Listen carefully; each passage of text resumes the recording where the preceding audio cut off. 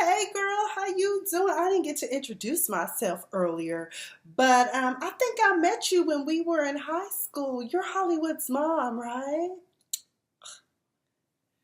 No, she didn't, honey. You lucky Unvied didn't get up from that table and give you a 1-2, okay? But she's a lady. Instead, I would have said, oh, and you know what? Your makeup is 2 shades too dark for your neck. Then she would have to go to the restroom and excuse herself to check to make sure, even though the lady at the mat counter made sure she was okay. So what's up, everybody? This is your girl, Miss Sophia the Diva. I'm back here again to do a review and discussion of that epic show on Queen Sugar. This is season 3, episode 3, Your Distant Destiny. Ava and her crew, they always come through, and I do believe that Professor Anthony Sparks may have written this episode or at least been a writer on it. If you don't know who he is, he was out of Cal State Fullerton, but I do believe now he's down to USC. But I had the honor and privilege of listening to him speak last year. He gave a lecture at the California African American Museum, better known as the CAM, discussing some interesting dynamics, how the history of music has played in the civil rights movement, or just in how Black people moved from Africa to slavery to civil rights to now. Very interesting lecture. I thoroughly enjoyed it. But I was even more so impressed that he is also a writer for Queen Sugar. Anywho, let me just get through the less intense components. So last week when we left off, Charley and Davis decided that, okay, cool, Micah, you win. You get to go to public school. He is so excited about being in public school. Plus, best of all, he gets to be with his boo sister, Kiki. Somebody said on Twitter talking about, no wonder Micah wanted to be in public school so he could be in the hallway kissing on his girlfriend instead of matriculating. Well, you know, he is a young man. Okay, he's coming into his own as a young man. But I thought it was so cool how he got his outfit together so he could be on point. And that was very nice. But one of the things that Michael really wanted to get out of the public school experience is the fact that that is the ability for him to become an activist in his own right.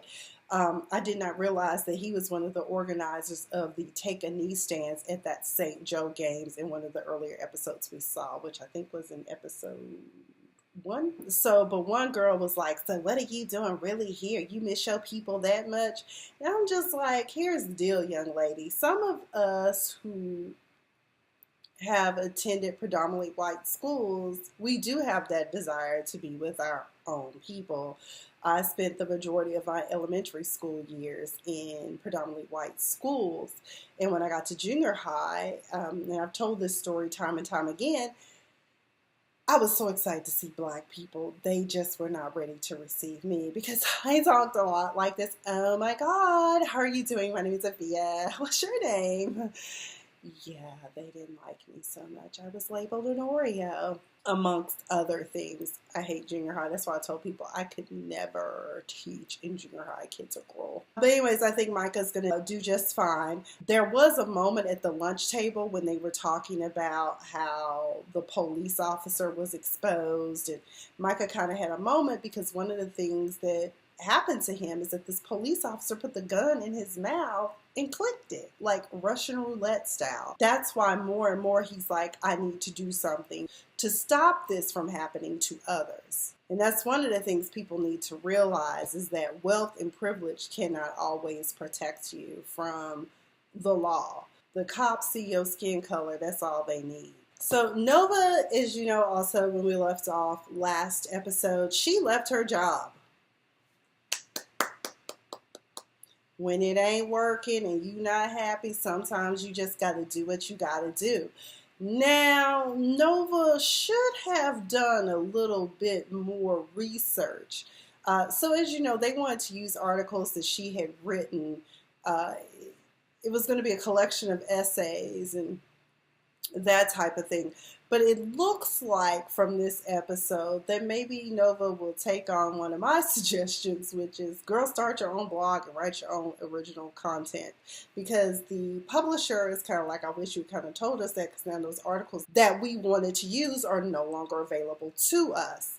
Also, Nova receives her very last paycheck, I guess, from the paper, and the guy put a post note talking about, I'm sorry, I should have had your back. Too little too late, bruh. You should have had her back from jump. As a matter of fact, when she gave you that resignation, you should have said, look, I apologize, I'm going to do better. But instead, you just let it go, and now you let one of your best workers go. But unfortunately, in this day and age, that's what happens a lot in a lot of work situations. I can't tell you how many stories even I've experienced where you see good people get the shafts, and the bad people, or the people that really aren't pulling their weight, get all the rewards and the benefits. And that's unfortunate, but I think that's what Nova kind of was tired of that too, because now y'all want these fluff pieces, you don't want the real, and that's not news. So sometimes they don't want the real, they just want the fluff. So sometimes when that's not part of who you are, your principles, or in some ways it's defeating and demoralizing, walk away. So I think Nova's gotten a little push, but it's kind of scary when you realize, crap, I messed up.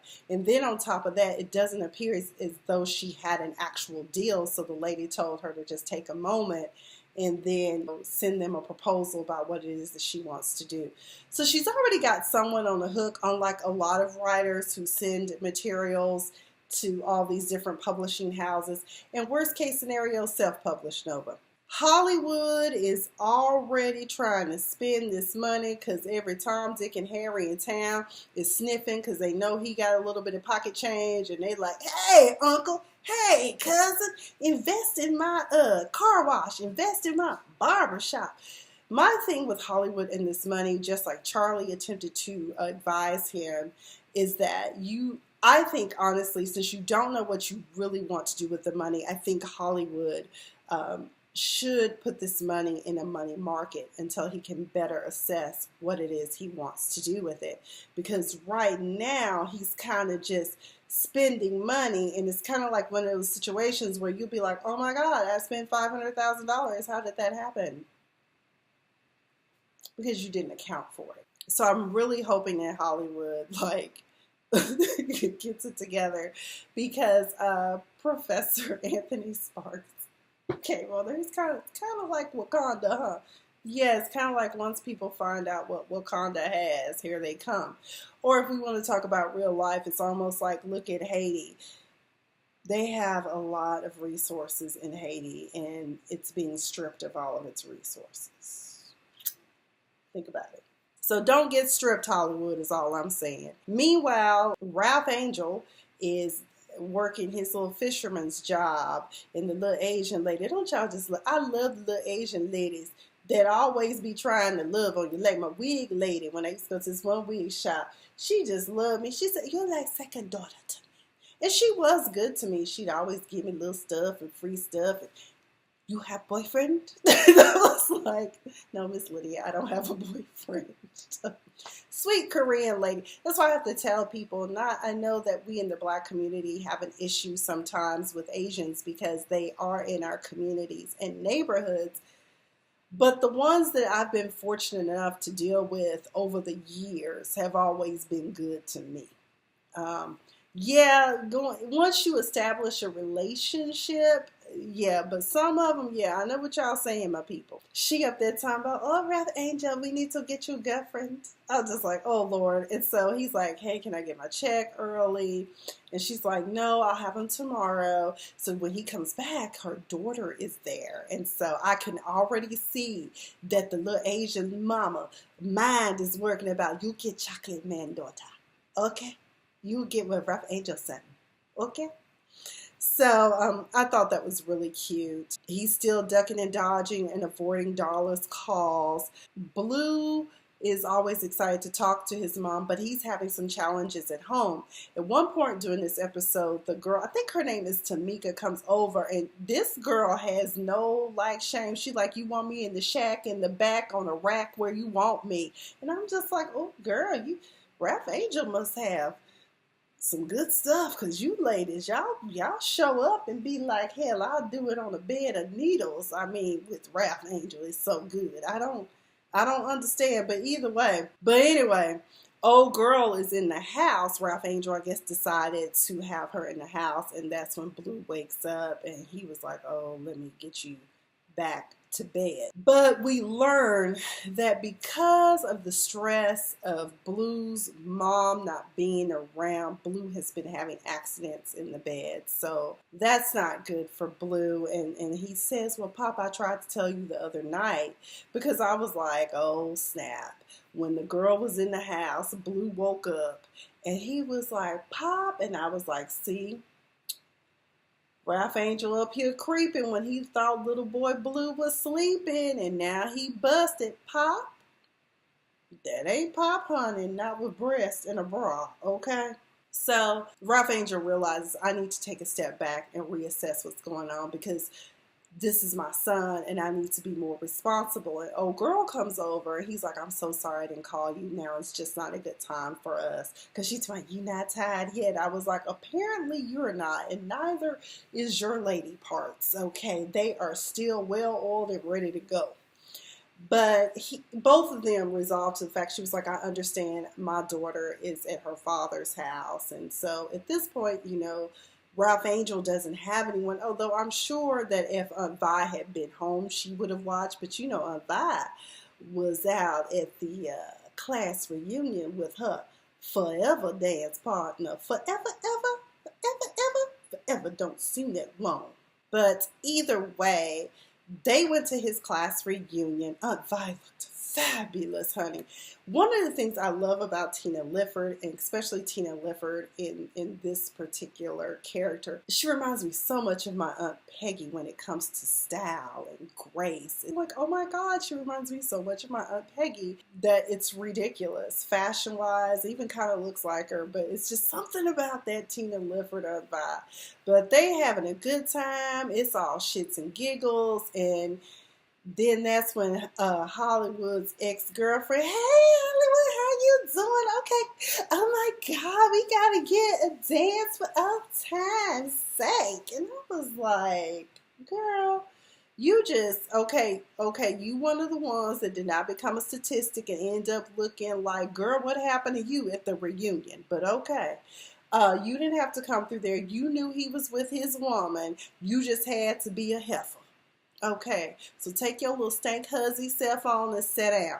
So then she comes back again for a second round to swoop down and try to mess with Aunt Vi's self-esteem. I was like, baby, you don't know who Aunt Vi is, honey. Okay, she is not to be messed with. She was like, oh, can I get a dance for old time's sake and all this stuff? But then before she even did that, what was even more messed up is that she rolls up on Vi and was like, I think I've met you before. You're his mother. And I'm like, oh, Vi don't even look old enough to be his mother. You're just being a funky bitch, okay? A busted heifer, okay?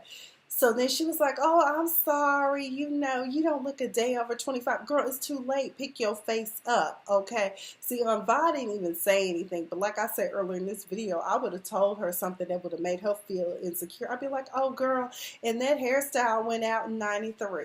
Okay, what is that? We know that, where are you going? And you know what I would have said? Oh, that's it. My mother had that same hairstyle. We buried her that way. But I think that Hollywood handled it very well. I think that Vi handled it very well. They out on the dance floor, but Vi needed to take a break because them joints are hurting. Lupus, inflammation of the joints comes with that. And I love how Hollywood handled that situation because he knew Vi was tired, but he didn't want to be like, Vi, I know you don't feel good. Let's go. He was like, hey, why don't we just go home? And I like how he handled that because let's be real. If Vi had heard him say that, she'd be like, no, I don't want you to feel sorry for me. I'm not weak. I can take care of myself. So it's awesome. I will say this, Hollywood, though. You up here talking about investing in a barber shop, but I really think you need to invest in getting Vi a bakery. And I think we see that in next week's episode coming up. But Vi is one of those people where she's trying to make it seem like she doesn't need help and she don't want to owe anyone. And Hollywood seems to be taken aback because I guess he probably offers to pay for it. And she feels like she's going to have to pay him back. But if y'all are getting married, then it's a partnership, period.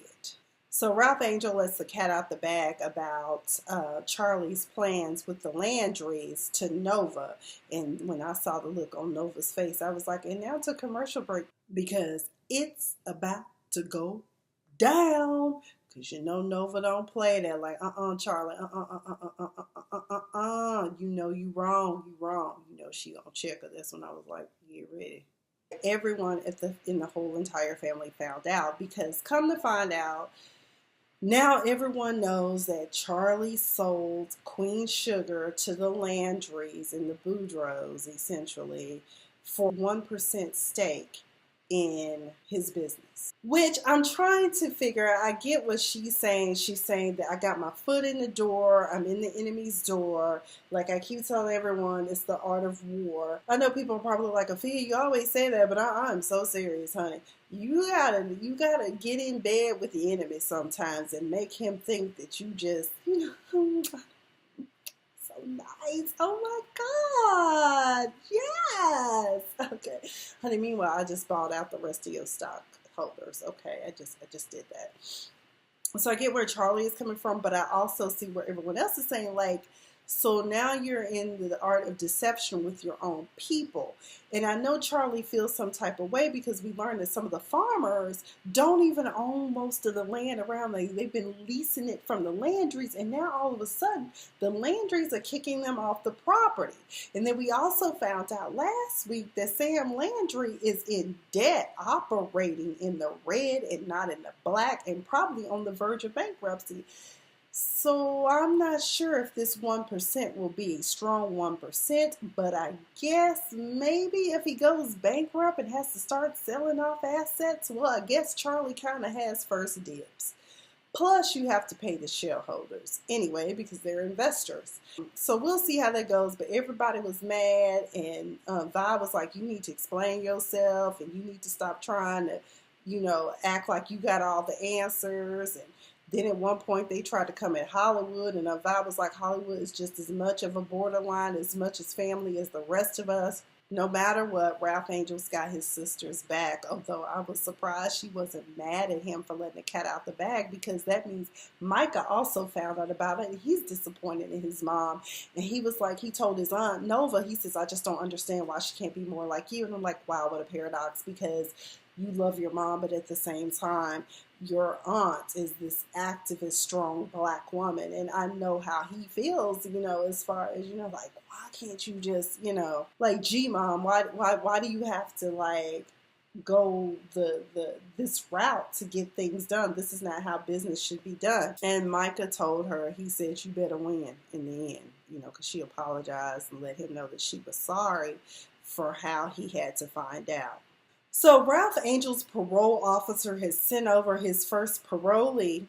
He shows up late, dressed like he getting ready to go play pool somewhere. And Ralph Angel told him, okay.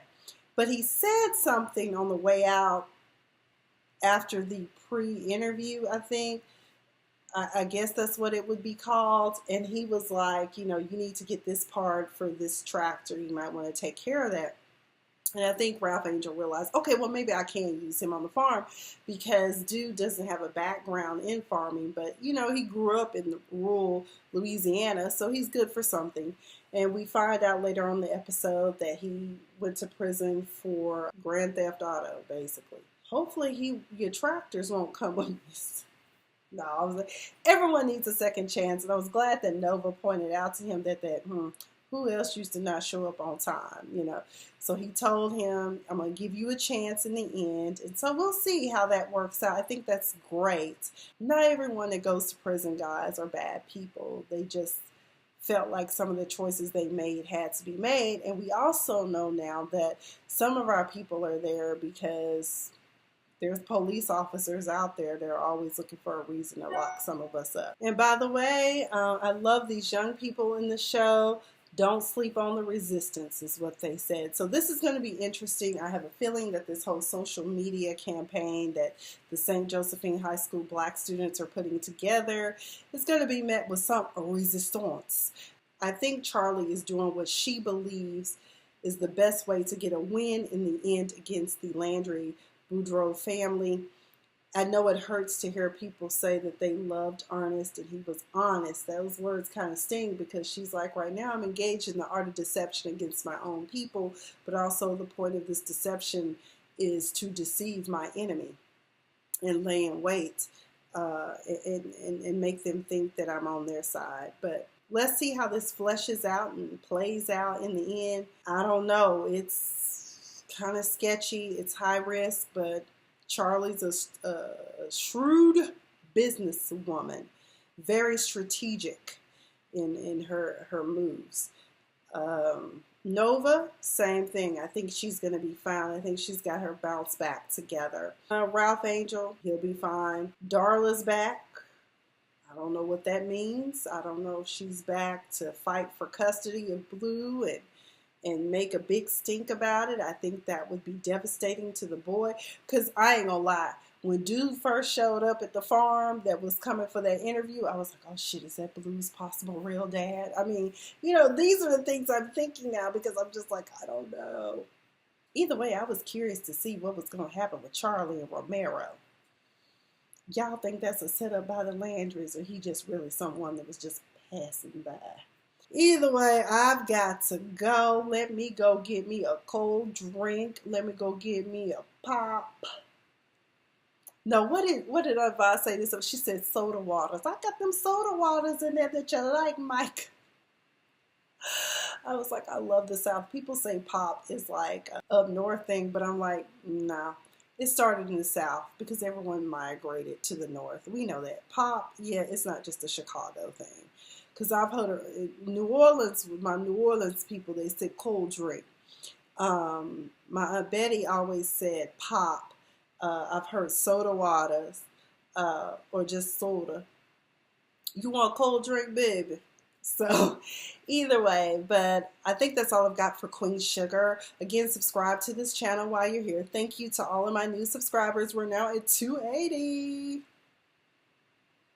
But we can do better. July is a month away. So it's a little over a month, less than a month away. So let's try to get me to 1,000 so I can get on a good foot and give me some sponsors and start doing some other things. But in the meantime, in between time, if you check down below in my summary, there is also a Cash App option if you want to contribute to my greatness. But I have been Miss Sophia the Diva. This has been Queen Sugar, and don't sleep on the resistance, boo.